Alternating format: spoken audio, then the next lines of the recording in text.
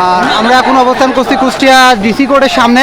কেন দেখতে পাচ্ছেন ছাত্ররা কিন্তু প্রচুর পরিমাণে কিন্তু আন্দোলন চালিয়ে যাচ্ছে। আর সামনে কিন্তু আপনারা দেখতে পাচ্ছেন ওদিকে কিন্তু পুলিশ তারা কিন্তু টিয়ার সেল এবং ইনিকেপ করে কিন্তু এদেরকে ছত্রভঙ্গ করার চেষ্টা করছে।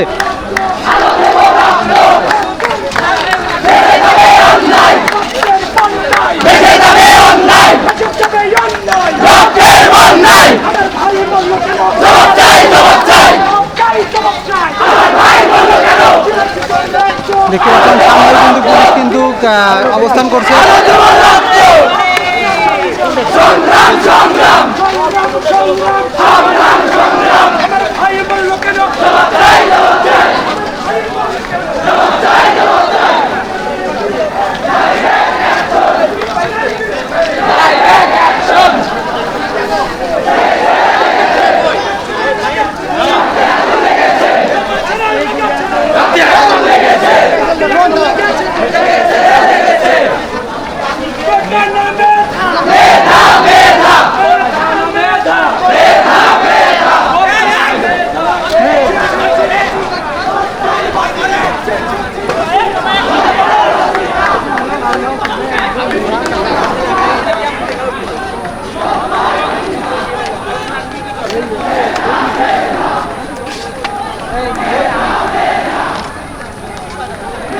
দেখতে পাচ্ছেন রণক্ষেত্রে পরিণত হয়েছে কুষ্টিয়ার এই হাইওয়ে সড়ক।